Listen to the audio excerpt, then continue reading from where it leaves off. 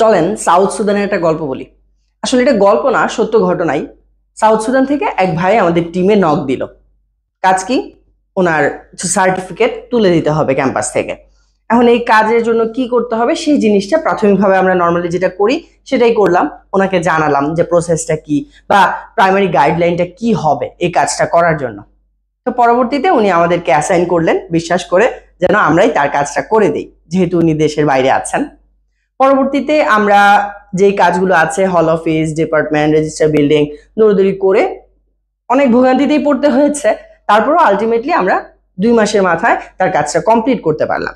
আসলে 2 মাস লাগার পেছনেও কারণ আছে, যেহেতু আমাদের রক্তাক্ত জুলাই গেল, তারপর হচ্ছে আন্দোলন ছিল, সংগ্রাম ছিল, এবং পরবর্তীতে স্বাধীনতা অর্জন করলাম আমরা। সো এই যে একটা টাইম গেল, তখন কিন্তু আমাদের অফিসিয়াল যে কাজগুলো ছিল সেগুলো বন্ধ ছিল, যার কারণে একটু লম্বা সময় লেগে যায়।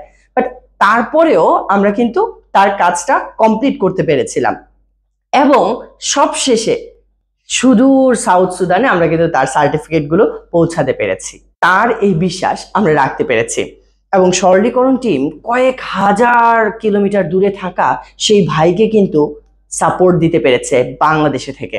পুরো বাংলাদেশ জুড়েই শহরগুলোতে সরলীকরণ টিম কাজ করে যাচ্ছে, দিয়ে যাচ্ছে প্রতিনিধিত্বমূলক সেবাগুলো।